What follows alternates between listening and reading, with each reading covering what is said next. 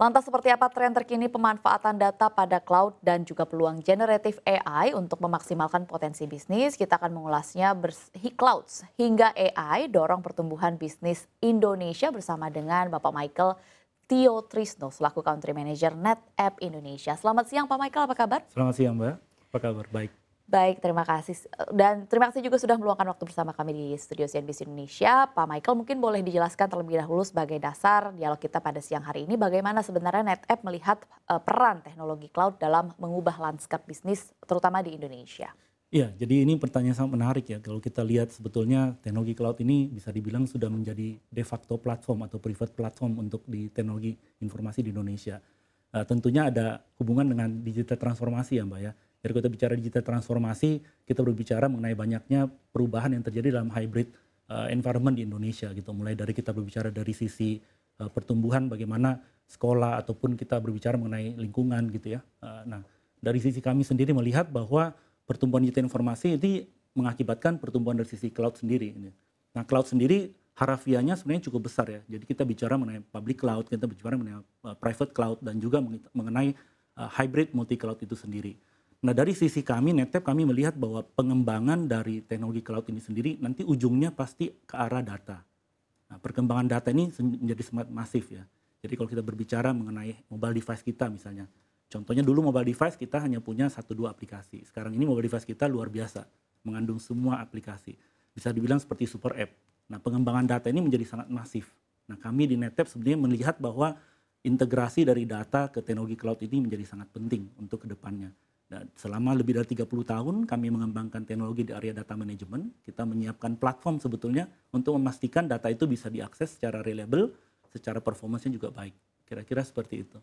Baik, kalau kita lihat sebenarnya industri cloud sendiri di Indonesia sudah diperkenalkan sudah beberapa tahun terakhir. Sebenarnya bukan sesuatu yang baru begitu. Betul. Namun kalau kita lihat memang titik baliknya adalah pada saat pandemi COVID-19 di mana banyak sekali industri dan juga bisnis yang akhirnya dalam tanda kutip terpaksa dan juga akhirnya mencoba teknologi cloud ini sendiri. Tapi kalau dari NetApp sendiri, tadi kan Pak Michael sudah bilang bahwa NetApp sudah berdiri 30 tahun.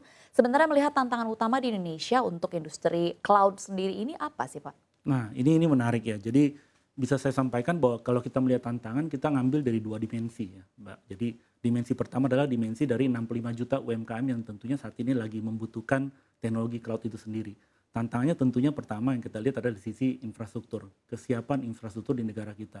Tentunya dalam hal ini adalah jaringan komunikasi.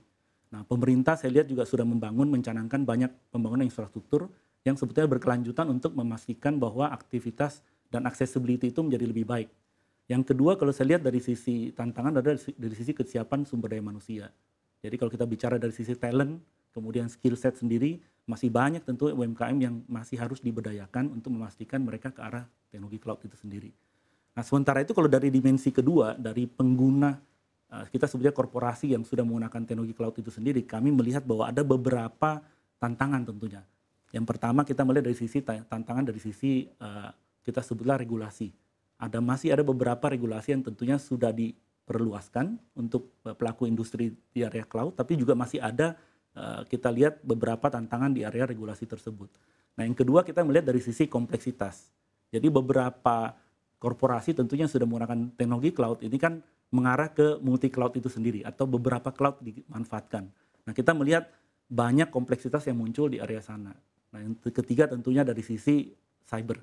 Kalau kita berbicara mengenai cyber resilience dan cyber security atau ketahanan cyber, kita melihat bahwa pemanfaatan cloud di area yang lebih tinggi lagi, kita melihat ada tantangan di area sana.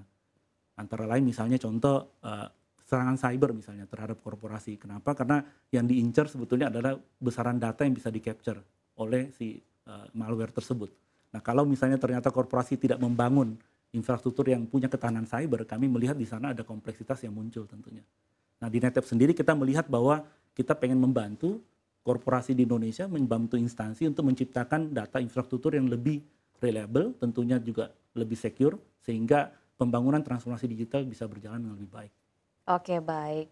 Ini menarik begitu ya kalau kita bicara soal tantangan industri cloud di Indonesia seperti yang sudah Pak Michael sebutkan, memang ada sejumlah tantangan yang juga sebenarnya menjadi problem yang sudah berlangsung cukup lama begitu. Betul. Salah satunya utamanya adalah infrastruktur di mana mungkin konteksnya dalam hal ini kualitas internet begitu ya Pak Michael ya Betul. kalau di Indonesia, dan Betul. juga bukan hanya aksesnya saja, tapi juga kualitasnya kalau Betul. kita bicara soal teknologi cloud begitu. Tapi kalau kita lihat dari perspektif bisnis atau dari perspektif usaha, kalau kita mengadopsi suatu teknologi baru dalam artian tadinya konvensional menjadi cloud, ini kan membutuhkan pertimbangan-pertimbangan karena ya pastinya perubahan menjadi sesuatu yang sulit dan harus menjadi punya alasan atau punya dasar khusus, padahal sebenarnya teknologi cloud pastinya bisa menekan biaya operasional, tapi tentu saja di beberapa lini usaha ini kan masih belum mempertimbangkan teknologi cloud ini sebagai teknologi utama.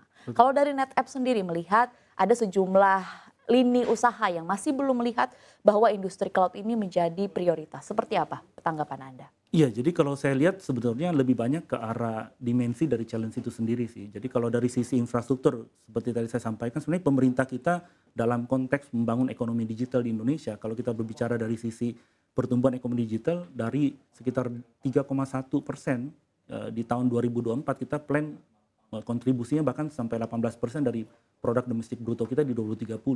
Jadi tantangan-tantangan yang sebenarnya muncul untuk di industri masing-masing itu sebenarnya oleh pemerintah sudah banyak yang dilakukan ya, termasuk dari praktisi, termasuk dari kami sebagai teknologi provider.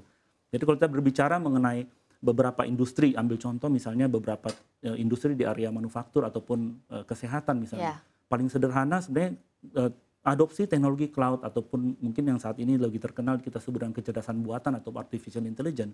Ambil contoh misalnya di manufacturing atau di pertanian agriculture itu penempatan sensor-sensor IoT untuk mengcapture data sehingga kita memastikan kapan kita akan melakukan penanaman, kapan kita melakukan panen. Nah itu benar-benar bisa mengimprove hasil dari output dari bisnis proses itu sendiri. Yang kedua kemudian dari sisi ambil contoh dari sisi industri kesehatan misalnya.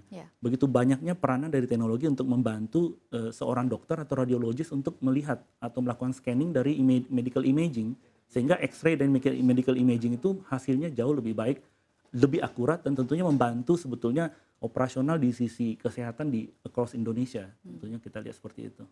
Baik, berarti memang bisa kalau dari penjelasan Anda begitu ya, memang sebenarnya dibutuhkan pengenalan dari teknologi cloud ini sendiri untuk beberapa industri yang memang masih belum merasa bahwa industri cloud ini cukup penting begitu. Kita